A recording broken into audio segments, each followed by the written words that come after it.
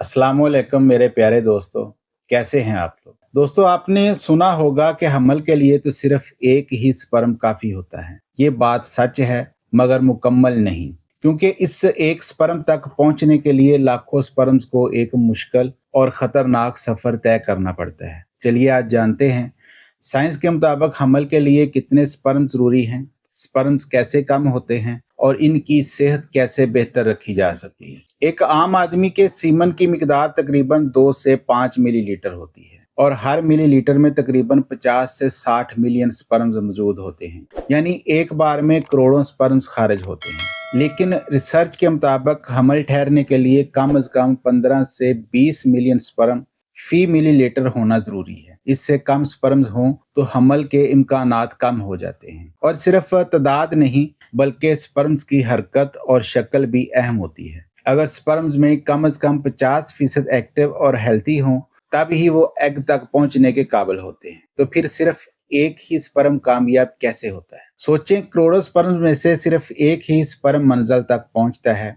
ये सफर सीधा नहीं बल्कि बहुत मुश्किल होता है। स्पर्म अपनी दुम के जरिए हरकत करता है और अपनी एनर्जी के लिए फ्रुक्टोज इस्तेमाल करता है। यही वो एनर्जी होती है जो इसे एग तक पहुंचने में मदद देती है। फिर अक्सर नौजवानों को कहा जाता है कि मुश्तजनी से स्पर्म खत्म हो जाते हैं, मगर साइंस कहती है नहीं, ये सिर्फ एक गलत फहमी है। स्पर्म्स कम तब होते हैं जब कोई जीनियाती या मेडिकल बीमारी हो या खिस्सियों का दर्जा हरारत ज्यादा हो जाए। असल मसला ये है कि हमारे खिस्सियों का दर्जा हरारत जिस्म से थोड़ा कम होना चाहिए ताकि स्पर्म्स सही बन सकें। लेकिन जब हम तंग अंडरवियर्स या जीन्स पहनते हैं तो टेस्टीज जिस्म से चिपक जाते हैं, जिससे दर्जा हरारत बढ़ता है और नतीजा ये कि स्पर्म्स मरने लगते हैं। इसलिए अगर आप स्पर्म काउंट बेहतर रखना चाहते हैं तो ढीले कपड़े पहनने, तहमद सलवार या पजामा जैसे रवायती लिबास स्पर्म हेल्थ के लिए बेहतरीन साबित होते हैं। फिर एक आम सवाल ये भी है कि क्या बहुत ज्यादा सेक्स करने से स्पर्म्स कम हो जाते हैं?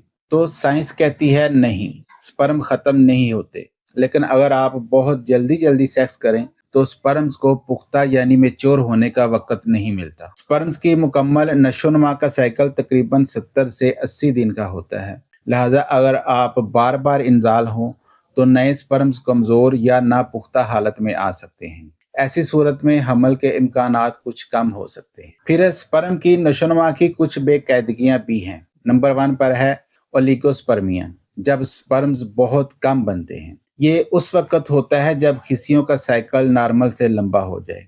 इससे शादीशुदा होने की सूरत में हमल ठहरने के इम्कानात कम हो जाते हैं। सेकंड है एजोस्पर्मिया, इसमें स्पर्म्स बिल्कुल ही नहीं बनते। इलाज बहुत मुश्किल है, डॉक्टर महज चांस लेकर इलाज शुरू कराते हैं। नंबर 3 पर है लो मोटेलिटी, स्पर्म्स की हरकत कम होना। इसका इलाज मुमकिन है। इसमें स्पर्म्स को तकवीयत पहुंचाने वाली अद्वियात इस्तेमाल करवाई जाती है। अगर किसी मर्द को शक हो कि स्पर्म्स कम है या हमल नहीं ठहर रहा तो खुद इलाज हरगिज न करें और पोशीदा इमराज के नाम पर दवाई बेचने वाले गैर मुस्तनद हकीमों से दूर रहें।